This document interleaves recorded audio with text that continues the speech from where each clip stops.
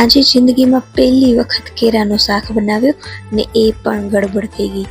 તો અમે લોકો સાંજના આવ્યા કેરા લેવા માટે, કેમ કે આજે મેં એક રીલ્સમાં જોયો હતો ને, તો એમાં કેરાનું શાક બનાવતા હતા. અથાણા તો ઘણી વખત બનાવ્યા છે મેં, પણ શાક ક્યારેય ટ્રાય નહોતો કર્યો જિંદગીમાં. તો કીધું આજે જોઉં કેવું બને છે. તો થોડા જ કેરા લઈ આવ્યા હતા. પછી એ કેરા લઈ આવ્યા હતા ને એને સાફ કર્યા પહેલાં તો મસ્ત રીતે, અને પછી એને 2-3 પાણીથી ધોઈ નાખ્યા. પછી એને પાણીથી ધોઈ અને હવે આને છે ને ખાંડવાના છે આવી રીતે, અને પછી એમાં છાશ નાખી અને પલાળીને રાખી દેવાના.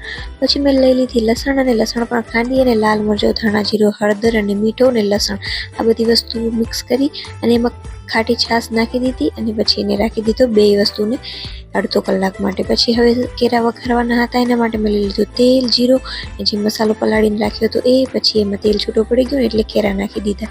કેરા નાખી બરાબર મિક્સ કરી અને પછી એમાં નાખી દીધી છાશ નાખી દીધી, અને પછી એને ઢાંકી અને મસ્ત રીતે બફાવા માટે રાખી દીધા. કેરાનું શાક જોવામાં તો મસ્ત લાગ્યું હતું, પણ ટેસ્ટમાં બહુ જ ભંગાર હતું. તો તમે લોકો આવી ખતરનાક રેસીપી ઘરે ટ્રાય ના કરજો.